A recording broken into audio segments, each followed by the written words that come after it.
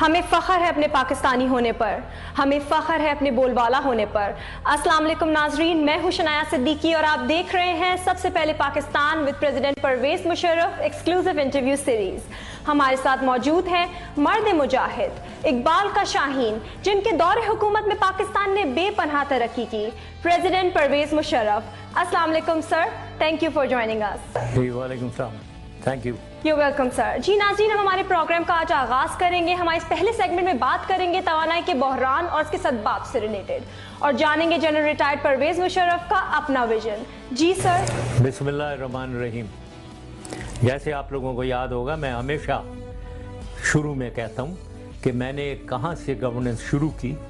میں نے ایک اپنے لیے ایک ڈیفینیشن بنائی تھی کہ ایک لیڈر کی ذمہ داری کیا ہے اور اچھی گورنمنٹ کی ذمہ داری کیا ہے، اور اس میں میں نے کہا تھا کہ اس کی ذمہ داری ملک کی حفاظت، اس کی ترقی اور عوام کی خوشحالی پر اتنی ہے اس کی ذمہ داری لیڈر کی۔ اور میں یہ بھی کہتا تھا کہ آپ لوگ سب عوام جب کسی لیڈر کو یا اس کی حکومت کو پرکھتے ہیں کہ کیسے اس کی پرفارمنس ہے، تو ہمیشہ انہی پیرامیٹرز کے اندر، یعنی انہی یہ جو میں باتیں کر رہا ہوں، ان کے اندر جو ان کی پرفارمنس رہی ہے اس کو جج کرتے ہوئے آپ کو یہ بتانا چاہیے کہ کون اچھا تھا کون برا تھا۔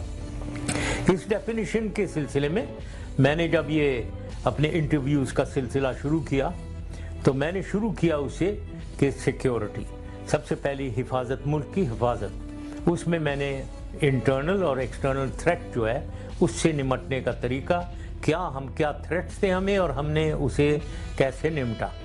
تو اس کے بعد میں آیا ملک کی ترقی کے اوپر۔ ملک کی ترقی میں سب سے پہلے اکانومی، اس کی معیشت میں نے بات کی اس کے بارے میں، کیونکہ معیشت ہی اگر ٹھیک نہیں ہے تو کوئی ترقی ملک کی نہیں ہو سکتی ہے، عوام کی خوشحالی نہیں ہو سکتی ہے اور ملک کی حفاظت بھی نہیں ہو سکتی ہے۔ تو میں نے بتایا کہ ہماری معیشت جتنی بری حالت میں تھی، ہم ایک ڈیفالٹڈ سٹیٹ تھے، اس کو ہم نے کیسے اوپر لا کر N11 کنٹریز، مطلب نیکسٹ 11 کنٹریز میں سے ایک میں پاکستان کو کھڑا کیا، وہ میں نے بتایا۔ اس کے بعد میں نے کہا کہ ملک ایگریکلچر میں، ہماری زراعتی ملک ہے تو ایگریکلچر بہت امپورٹنٹ ہے۔ ایگریکلچر اور زراعت کے بارے میں نے پچھلی دفعہ بات کی تھی۔ آج میں بات کروں گا انرجی کے بارے میں۔ بدقسمتی یہ اس انرجی سیکٹر میں، یعنی اس میں اتنے دبا کر جھوٹ بولا جا رہا ہے کہ بے مثال ہر آدمی باتیں کر رہا ہے، اور بات یہ ہو رہی ہے کہ جی میرے زمانے میں 1 میگا واٹ بجلی نہیں بنائی گئی۔ یہ بات ہو رہی ہے کہ واصف زرداری صاحب آئے یا یہ آئے یا یہ گورنمنٹ جو بھی کہ جی مشرف صاحب بجلی پتہ نہیں کیا کر گئے، بجلی کے بارے میں کچھ نہیں کیا۔ بجلی جیسے میں جیب میں بھر کے بجلی لے گیا پاکستان کی، وہ تو جو تھی وہ ہے۔ اس کے بارے میں، اس حقائق کے بارے میں بتانا چاہوں گا، اور توانائی یہ بھی میں بتانا چاہوں گا کہ یہ سب سے کرٹیکل ہے ڈیولپمنٹ کے لیے۔ اگر توانائی نہیں ہے، انرجی نہیں ہے، نہ آپ کی انڈسٹری چلے گی، نہ کوئی کمرشل ایکٹیویٹی ہوگی، اور نہ آپ کی ڈومیسٹک اور ٹرانسپورٹیشن بھی نہیں چل سکے گی۔ تو لہٰذا یہ انرجی بہت کرٹیکل ہے۔ اسی لیے دنیا میں آپ نے دیکھا ہوگا، دنیا میں جنگیں ہو رہی ہیں اس کے اوپر، لڑائی جھگڑے ہو رہے ہیں، فساد ہو رہا ہے، صرف انرجی کے لیے، انرجی کی سورسز کو ڈومینیٹ کرنے کے لیے۔ الحمدللہ پاکستان کی صورتحال کچھ ایسی ہے کہ ہمارے پاس تمام سورسز آف انرجی جو دنیا میں ہو سکتے ہیں، سستے ترین ہائیڈرو الیکٹریسٹی، ہمارے پاس اتنی کیپیسٹی ہے ہائیڈرو الیکٹریسٹی کی کہ ہم پوری ریکوائرمنٹ جو ہے پاکستان کی، وہ یہ ہائیڈرو الیکٹریسٹی سے ہماری پوری ہو سکتی ہے۔ یعنی سب سے سستا ذریعہ بجلی کا وہ ہمارے پاس اتنا زیادہ اویلیبل ہے۔ اس کے بعد گیس ہمارے پاس ہے، ہمارے پاس کوئلہ ہے، کول ہے، ہمارے پاس آلٹرنیٹ سورسز، یعنی سن بھی، سولر بھی ہے اور ونڈ بھی ہے بہت۔ اور فائنلی ہماری الحمدللہ ہم ایک نیوکلیئر کیپیبلٹی بھی ہماری ہے، تو نیوکلیئر پاور بھی ہم جنریٹ کر سکتے ہیں۔ یہ ساری چیزیں ہمارے پاس ہیں۔ اگر کوئی کمی ہے تو صرف تیل کی کمی ہے، اور آئل یہ سب سے زیادہ مہنگا ترین पावर प्रोडक्शन का जरिया है, ये हमारे पास कम है। बाकी सारी अल्हम्दुलिल्लाह हमें अल्लाह ताला ने नवाजा है। अब अगर हम पूरी तरीके से इसे इस्तेमाल नहीं कर रहे हैं तो ये हमारी कोताही है, लीडर की कोताही है और हुकूमत की कोताही। अब आते हैं, मैं बताना चाहूँगा कि 1999 में जब मैं आया सीन पे तो उस वक्त क्या सिचुएशन थी। उस वक्त सिचुएशन ये थी कि कोई इंडस्ट्रियल एक्टिविटी नहीं थी, कोई कॉमर्स चल नहीं रहा था, लोगों के पास पैसे थे नहीं, गरीब हो रहे थे हम। तो इसलिए हमारे पास जो बिजली थी उस वक्त जब मैं आया मैंने देखा हमारे पास एक, मैं उसे कहता था क्राइसिस ऑफ प्लेंटी। हमारे पास बिजली ज़्यादा, ज़रूरत कम, ये सिचुएशन थी हमारी। और ये सिचुएशन क्यों बनी थी? ये इसलिए बनी कि 1994 में बेनज़ीर के ज़माने की हुकूमत में 14 IPPs, इंडिपेंडेंट पावर प्रोड्यूसर्स, तमाम थर्मल, तेल बेस्ड, ये लगाए गए पाकिस्तान में 14 IPPs। और ये इनकी डील इतनी ज़्यादा गलत कि हमें ज़रूरत ही नहीं है बिजली की, और 14 IPPs हम लगा रहे हैं। उसमें हमने पावर परचेज एग्रीमेंट जो किया वो इतना ज़्यादा किया क्योंकि पैसे जेब में रखने थे, अरबों रुपए कमाए कि हमने बिजली महंगी तरीन उनके साथ बंदोबस्त किया। उनके वो ज़्यादा पैसे दिए क्योंकि उन्होंने हमें रिश्वत दी, तो जेबों में लोगों ने पैसे रखे, 14 IPPs आ गए। उनके साथ अरेंजमेंट ये थी कि 70% बिजली उनकी अगर हम ना भी इस्तेमाल कर रहे हो उसके पैसे वापडा उन्हें देगी, यानी ये जुल्म है। और फिर वो इंटरनेशनल कोर्ट में भी उनको हम नेशनल कोर्ट में, अपनी जुडिशरी में भी उनके ऊपर केस नहीं कर सकेंगे, इंटरनेशनल कोर्ट में ले जाकर केस कर सकेंगे। यानी ये एग्रीमेंट उनके साथ, ये डील पाकिस्तान को तबाही की तरफ लेकर गया। यूं कि वापडा के पास पैसे टोटल 90 या 100 अरब रुपए होते थे साल में, और उतने ही इन्होंने वो 14 IPPs को देने पड़ते थे। इन्हें बिजली नहीं चाहिए, बिजली इस्तेमाल नहीं हो रही है, नहीं चाहिए हमें, और हमें 90 अरब रुपए उन्हें देने पड़ रहे हैं और वापडा के पास पैसे नहीं है। ये सूरत हाल थी जो हमने इनहेरिट की है अनफॉर्चुनेटली जब मैं आया। और वो सिर्फ करप्शन, क्योंकि अरबों रुपए जेब में डालने हैं तो लिहाजा 14 IPPs ले आए, ज़रूरत ही नहीं है। और उनको इतना महंगी बिजली उससे खरीदी कि अवाम की भी तबाही, और महंगी बिजली दे रहे हैं, बेच रहे हैं। तो ये सूरत हाल। अब आए आप हमारे दौर में, सबसे पहले तो हमने काम ये किया कि इन्हीं 14 IPPs की आर्म ट्विस्टिंग की हमने, और बिजली की कीमतें कम करवाई ज़बरदस्ती। और ये मैं जनरल जुल्फ़िकार को क्रेडिट दूंगा, और मैं भी यहाँ तक के इन्वॉल्व हुआ, एक हब पावर था उसमें, और उनके हमने रेट ज़बरदस्ती कम करवाए ताकि वापडा का लोड पैसे देने का वो कम पाओ। उसके बाद हमने 2000 ऑनवर्ड्स हमने देखा कि बिजली तो पहले नहीं थी, जैसे मैंने कहा क्राइसिस ऑफ प्लेंटी था, बिजली नहीं चाहिए थी।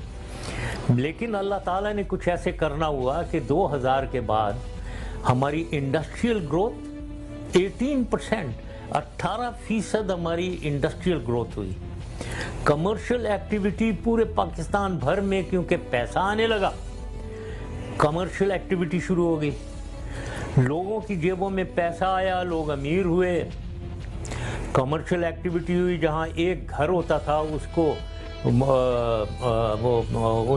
घरों को कमर्शियल डिक्लेयर किया गया, बिल्डिंग खड़ी हो गई, जहाँ एक एयर कंडीशनर उधर 100 एयर कंडीशनर लग गए। तो लोड इतना ज़्यादा हुआ कि ये अब जो मैं कह रहा था क्राइसिस ऑफ प्लेंटी, वो कन्वर्ट हो गया क्राइसिस ऑफ शॉर्टेज। ये 2-3 साल में, because industrial growth, commercial activity, poverty alleviation की वजह से डोमेस्टिक रिक्वायरमेंट बिजली की बढ़ गई, तो हमारे पास अब कमी हो गई बिजली की। और हमने ये 2001 में रियलाइज़ किया कि ये तो गड़बड़ हो गई है, अब क्राइसिस ऑफ शॉर्टेज है। तो वी वेंट ऑन, ये हम बिल्कुल टॉप गियर पे गए इसको ठीक करने के सिलसिले में।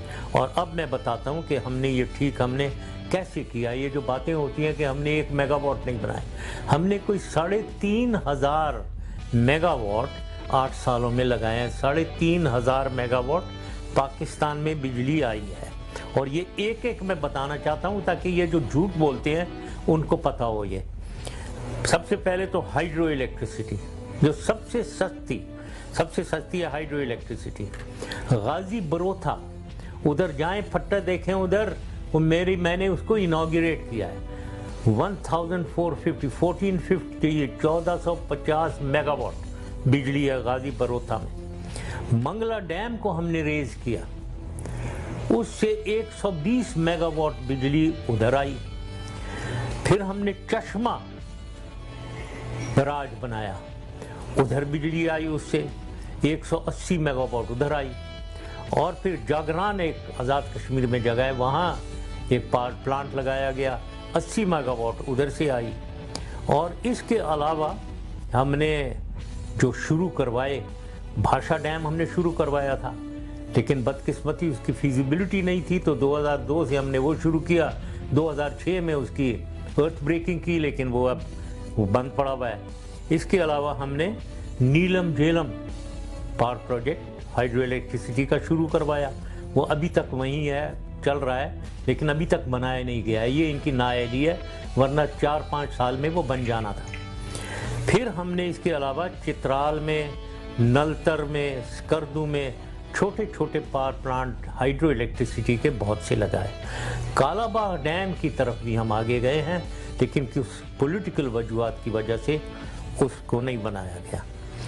फाइनली दूसरी बात जी, न्यूक्लियर एनर्जी। न्यूक्लियर एनर्जी में हमने चश्नू जिसे कहते हैं, चश्मा न्यूक्लियर पावर प्लांट 325 मेगावाट, ये हमारे ज़माने में लगाया गया है।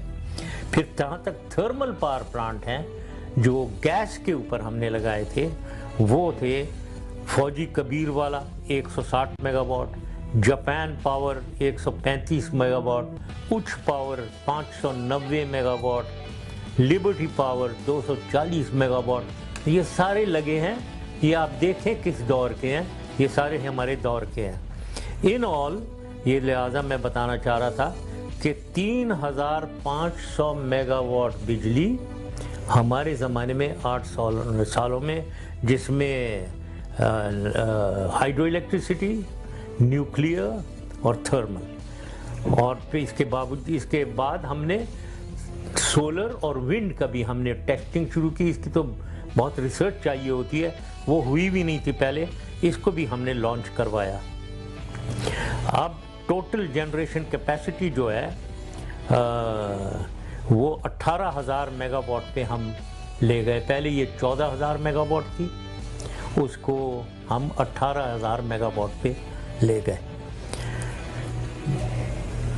अब आते हैं हम दूसरी बात पे कि वापडा की एफिशिएंसी, तो बिजली की जनरेशन कैपेसिटी बढ़ाई।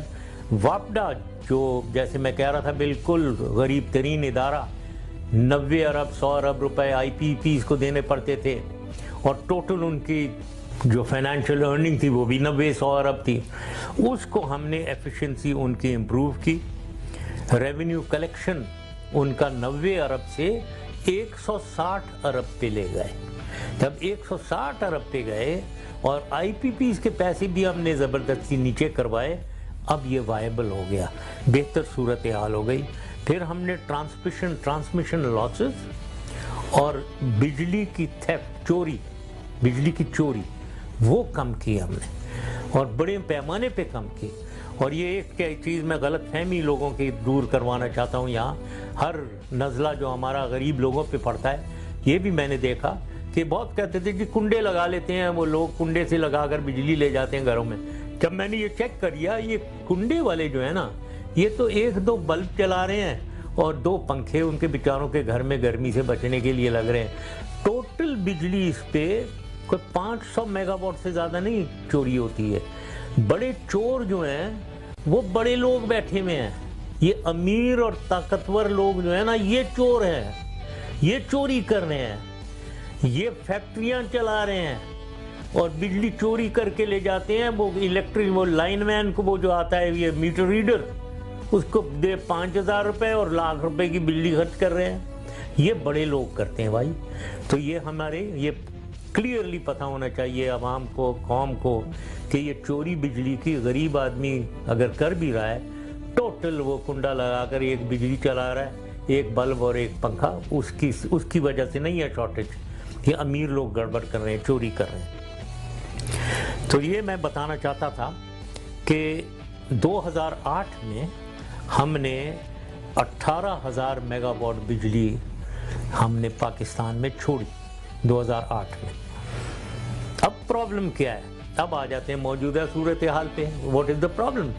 یہ لوڈ شیڈنگ کیوں ہو رہی ہے 18,000 میگا واٹ؟ کیا ہمیں جنریشن میں کمی ہے؟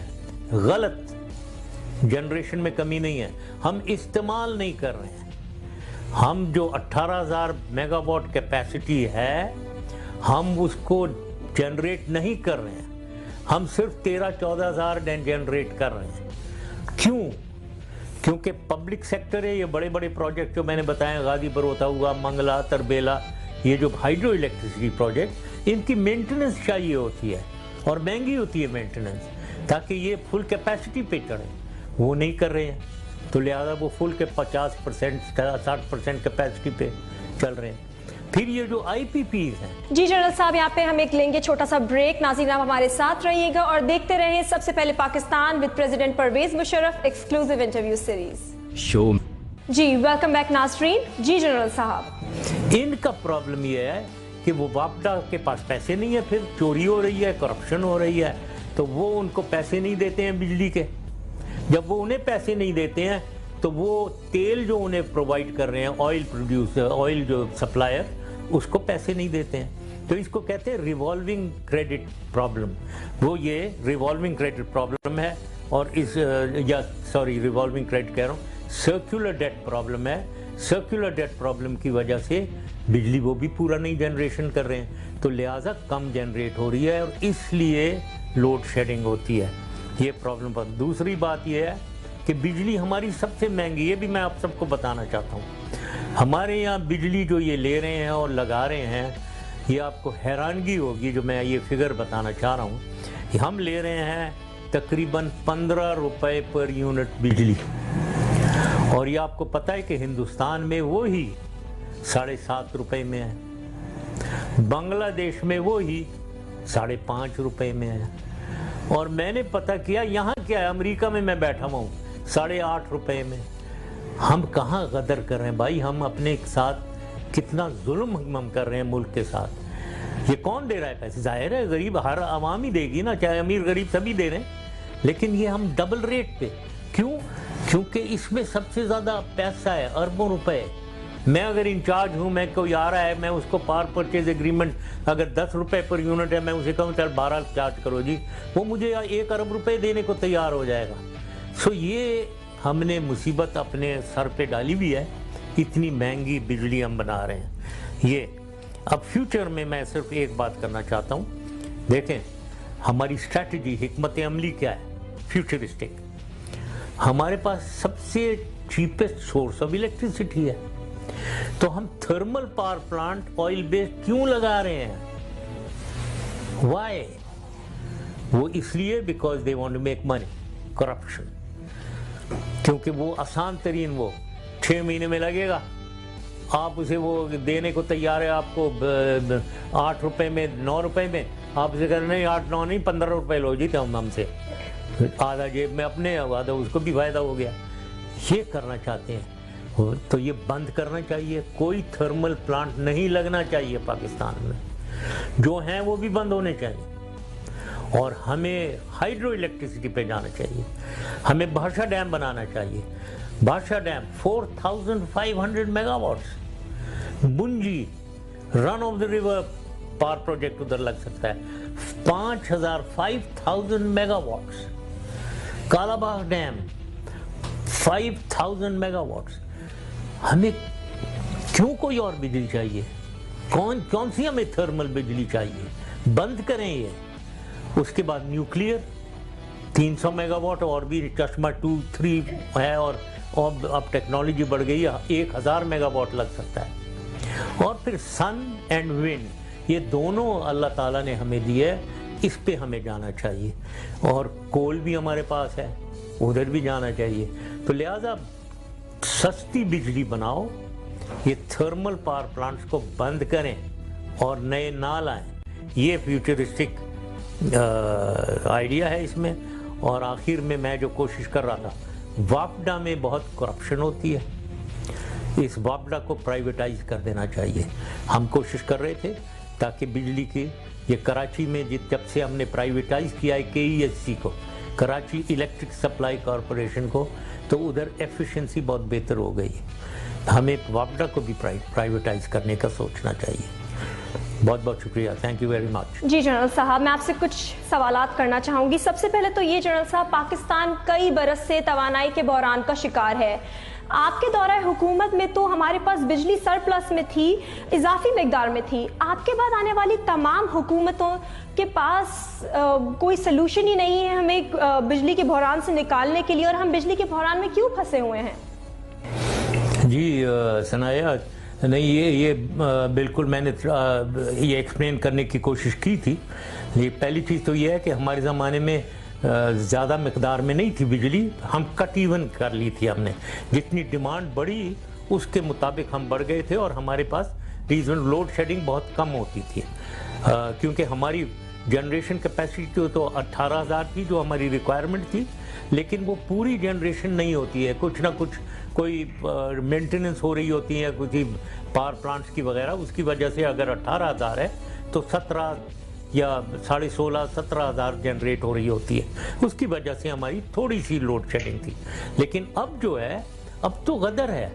غدر یہ ہے کہ 18,000 میگا واٹ تو ہم چھوڑ کر گئے تھے، تو اب یہ غدر یہ ہے کہ یہ وہ اتنے پروڈیوس ہی نہیں کر رہے، جنریٹ ہی نہیں کر رہے. جیسے میں نے بتایا، پبلک سیکٹر کی مینٹیننس ٹھیک نہیں ہے ان کے پلانٹس کی، تو وہ اپنی فل کیپیسٹی پہ نہیں چل رہے ہیں. پرائیویٹ سیکٹر کو یہ جو میں نے بتایا تھا سرکولر ڈیٹ پرابلم سے ہے، ان کو سرکولر ڈیٹ پرابلم ہے، انہیں پیسے نہیں دے رہے ہیں تو وہ جنریٹ نہیں کرتے فل کیپیسٹی. تو اس کی وجہ سے جنریشن ہی کوئی 13-14 ہو رہی ہے، جبکہ ریکوائرمنٹ کوئی 19-20 ہزار ہے. تو یہ 7,000 میگا واٹ کا شارٹ فال چل رہا ہے. تو قباحت حکومت کی ہے اور جنریشن کی نہیں ہے. تو لہٰذا یہ جو ایڈیشنل تھرمل پلانٹ لگانا چاہ رہے ہیں اور لا کر، ان کی کوئی خاص ضرورت نہیں ہے. یہ چور بازاری اس کی وجہ سے لانا چاہ رہے ہیں.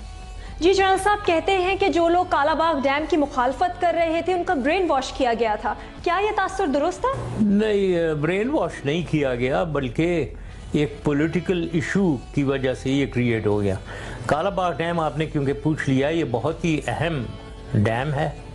یہ میں بتانا چاہتا ہوں تاکہ خاص طور پہ سندھ اور فرنٹیئر کے لوگ جو اس کے خلاف بولتے ہیں، کیونکہ ان کو سسپیشنز ہیں اپنی جو میں بتاؤں گا، اس کی میں ان کے لیے بتانا چاہتا ہوں. یہ دیکھیں، ہمارے جتنے بھی ڈیم ہیں بڑے، تربیلا، منگلا، یہ گلیشیئر سے پانی آتا ہے.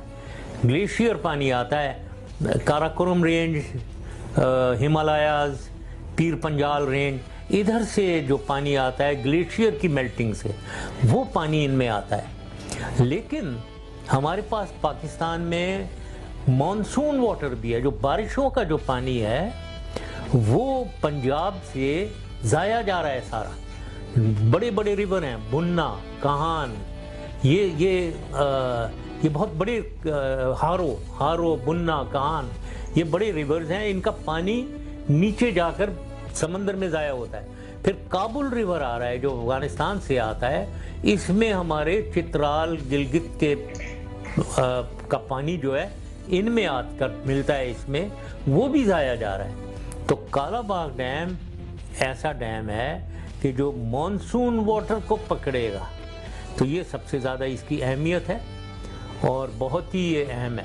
یہ اس کو پرابلم اس کا یہ ہوا کہ یہاں جب واپڈا نے اس کی ڈیزائن بنایا، وہ کہنے لگے کہ جی نوشیرہ جو ہے نا وہ ڈوب جائے گا. نوشیرہ فرنٹیئر کا دوسرا بڑا شہر ہے، اس کو کیسے کوئی اور یہ واپڈا والے گئے، سنا ہے ان کے گھروں پہ جو گھر جو ڈوبنے تھے ان پہ کالے کراس بھی لگا رہے تھے.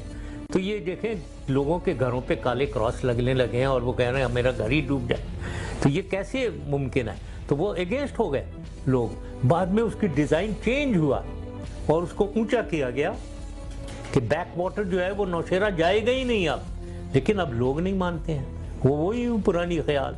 سندھ کا تعلق, سندھ کہتا ہے کہ جی پنجاب ہمارا پانی چوری کرے گا. سندھ ریور, دریائے سندھ جو ہے انڈس ریور, اس کا پانی ان کے پاس جاتا ہے سارا. وہ کہتے ہیں وہ چوری کر لے گا سارا پانی. حالانکہ انہیں نہیں پتا کہ یہ پانی جو ضائع سمندر میں جا رہا ہے, وہ میں نے ریسرچ کروائی تھی, اسٹڈی کروائی تھی.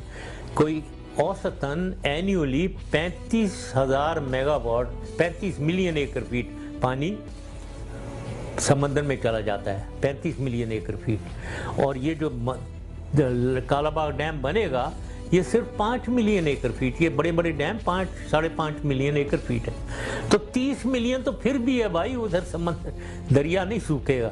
تو یہ باتیں اب بتانے کی یوں نہیں ہے کہ پہلے کچھ لڑائی جھگڑے ہو رہے ہیں سندھ اور پنجاب کے, اس کی وجہ سے ٹرسٹ ڈیفیسٹ ہے.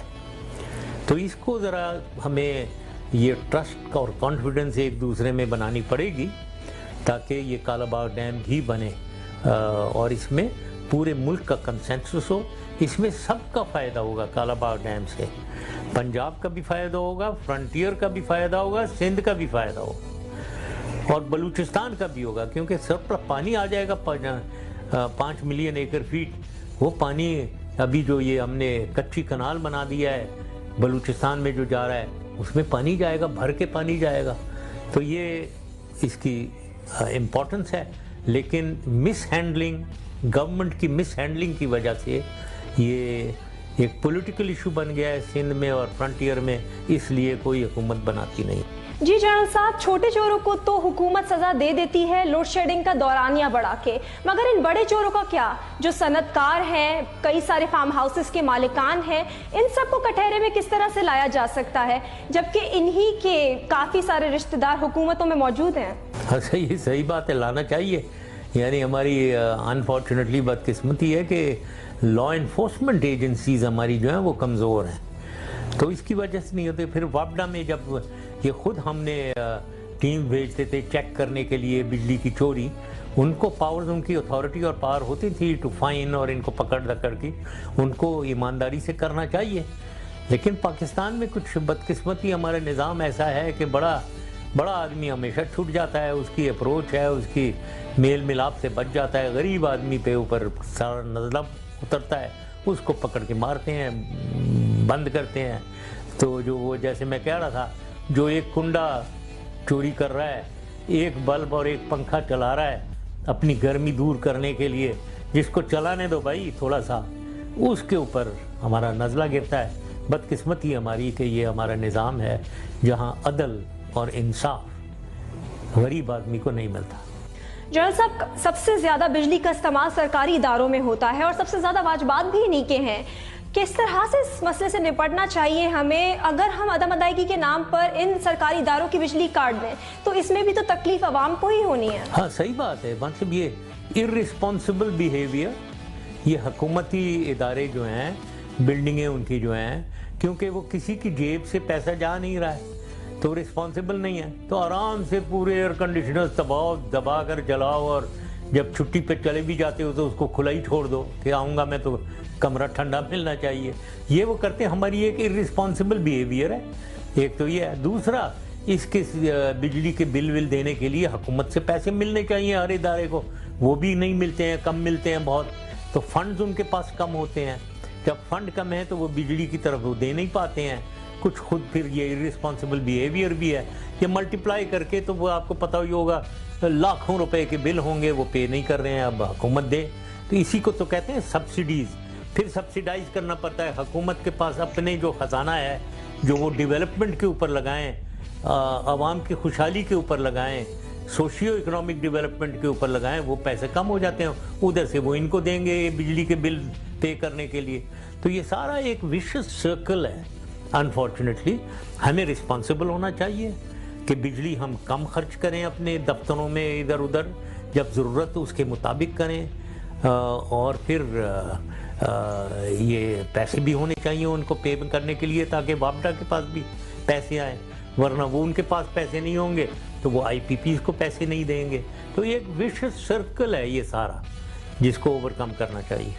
جنرل صاحب، ہم انتہا پسندی کو پاکستان میں ختم کرنے کی کوشش کر رہے ہیں، مگر ہم نے حال ہی میں دیکھا خیبر پختونخوا کے ایک اسٹوڈنٹ مشال کو غلط الزام لگا کر اس کو مار دیا گیا. مطلب کہ یہ آگ انتہا پسندی کی جو ہے وہ تو یونیورسٹیز اور کالجز تک بھی پہنچ گئی ہے. کس طرح سے انتہا پسندی کے زہر سے اپنی یونیورسٹیز کو بچایا جا سکتا ہے؟ یہ تو ظلم ہے، بالکل ظلم ہے کہ ایک جوان آدمی کو ختم کر دیا ہے اس طریقے سے. پورے موب نے 100 لوگوں نے اٹھا کر مار مور کے اس کی جان ختم کر دی. کیا غلطی کی اس نے؟ جو کچھ بھی غلطی کی، کسی کا حق نہیں بنتا کہ کسی کو اس طریقے سے اس کی جان لے لی جائے. اور میں اس کے والد کا انٹرویو سن رہا تھا، اتنا خوبصورت انہوں نے انٹرویو دیا ہے. غریب آدمی ہے، کم لوور مڈل کلاس کے ہوں گے، کتنا خوبصورت انہوں نے انٹرویو دیا اور کتنی اچھی باتیں کی ہیں انہوں نے. یعنی میرے تو آنکھ میں آنسو آ گئے تھے. ایک ان کا بیٹا مارا گیا ہے اور کس بات کے اوپر؟ خواہ مخواہ میں اس طریقے کی پاگل پن، جہالت دکھانا، اور وہ بھی ریلیجن کے نام پہ جہالت دکھانی ہے، اور اپنے لا کو اپنے ہاتھ میں لے لینا اور ایک انسان کی جان لے لینی. یہ ظلم ہے. اب اس میں یہی کہہ سکتا ہوں یہ مائنڈ سیٹ ہے، ایک یہ مائنڈ سیٹ ہے جس کو چینج کرنا ہے، اور ہمیں اس قسم کے لوگوں کو پوری طریقے سے کڑی سزا دینی چاہیے. اور پھر جو لوگ اس کو بیہائنڈ دا سین پروموٹ کرتے ہیں کہ جی بلاسفیمی، اور چھوٹی سی بات ہے اس میں بلاسفیمی، اور بلاسفیمی کون جج کر رہا ہے؟ عام آدمی. بھائی تمہیں کوئی اللہ تعالیٰ نے آپ کو ذمہ داری دی ہے، آپ کو حق دیا ہوا ہے کہ آپ بلاسفیمی جج کر سکتے ہیں کسی کے خلاف. میں آج کھڑا ہو جاؤں کہہ دوں کہ اس نے بلاسفیمی کی ہے اور اس کو مارنا شروع کر دوں، یہ کہاں کی شرافت ہے؟ کیسے ہو سکتا ہے؟ یہ جو جس کا کام ہے وہی اسی کو کرنے دو. جو یہ اس قسم کی اشتعال انگیز باتیں کرتا ہے، اس طرح کی باتیں پھیلاتا ہے اور لوگوں کو اکساتا ہے اس کاموں پہ، ان کو پکڑنا چاہیے، ان کو سزا دینی چاہیے. جنرل صاحب، پاناما کیس کا فیصلہ آ گیا ہے، آپ اس فیصلے کو کس نظر سے دیکھتے ہیں؟ میں اس پہ کامنٹ نہیں کرنا چاہوں گا فی الحال، کیونکہ یہ قبل از وقت ہے تھوڑا، کیونکہ اتنی کنفلکٹنگ رپورٹس ہیں، اتنی کنفلکٹنگ باتیں ہو رہی ہیں. ادھر پی ایم ایل این والے سنائی مٹھائیاں بانٹ رہے ہیں، ادھر دوسرے بھی خوش ہیں کہ جی بڑی ججمنٹ صحیح ہو گئی ہے. کچھ مجھے سمجھ نہیں ہے کہ یہ صحیح ہے یا غلط ہے، کیونکہ ایک لحاظ سے ججمنٹ میں یہ بھی ہے کہ یہ سارے یہ قصوروار ہیں اور ان کے وہ قطری کا خط وط ریجیکٹ ہو گیا ہے وغیرہ وغیرہ، لیکن فائنل ججمنٹ یہ ہے کہ وہ جے آئی ٹی بنا دی اٹھا کر. تو یہ مجھے سمجھ نہیں ہے، یہ میں تو کنفیوز ہوں اس ججمنٹ سے. تو میرے خیال میں جتنے بھی لوگ مجھے کم از کم واٹس ایپ آ رہے ہیں اور باتیں ہو رہی ہیں، اس سے مجھے لگ رہا ہے یہ اس ججمنٹ سے کلیئرٹی کم ہوئی ہے، کنفیوژن زیادہ ہوئی ہے. تو فی الحال میں بھی کنفیوز اسٹیٹ میں ہوں. میں ذرا دیکھوں، ذرا پڑھوں، سمجھوں اس کو، اس کے بعد ہی میں کامنٹ کرنا چاہوں گا. جنرل صاحب، گلوبل پالیٹکس میں چینجز آ رہی ہیں، نارتھ کوریا اور چائنا میں فاصلے بڑھ رہے ہیں. جنرل صاحب، آپ کو کیا لگتا ہے، کیا نارتھ کوریا اپنا آخری اتحادی بھی کھو دے گا، اور کیا یہ زوال کی طرف جا رہا ہے؟ نہیں، یہ بگ پاور گیم ہے وہاں نارتھ کوریا کے ساتھ. میں ابھی تک یہ نہیں سمجھتا ہوں کہ وہ چائنا کے ساتھ ان کی تعلقات کبھی ختم ہو جائیں گے. یہ بات نہیں ہے، ٹیمپرری ایک فیز ہے جس میں یہ ہوا ہوگا. لیکن ظاہر ہے نارتھ کوریا کو جس طریقے سے وہ کر رہے ہیں، یہ میزائل فائر کر رہے ہیں وغیرہ اور تھریٹ کر رہے ہیں، تو ان کو بھی اپنے تھوڑی سی وہ دکھانا چاہیے، بیلنس اور سوبرائٹی دکھانی چاہیے، ورنہ یہ سچویشن جو ہے بہت سیریس ہوتی چلی جا رہی ہے. کہیں خدا نہ خواستہ کوئی اور زیادہ بڑی کوئی دھماکہ نہ ہو جائے وہاں، اس سے بچنا چاہیے. جی جنرل صاحب، آپ کا بہت بہت شکریہ، آپ نے ہمیں اتنی قیمتی تفصیلات سے آگاہ کیا. ناظرین، اگلے ہفتے پھر ملتے ہیں کچھ اہم ایشوز کے ساتھ، تب تک کے لیے اللہ حافظ.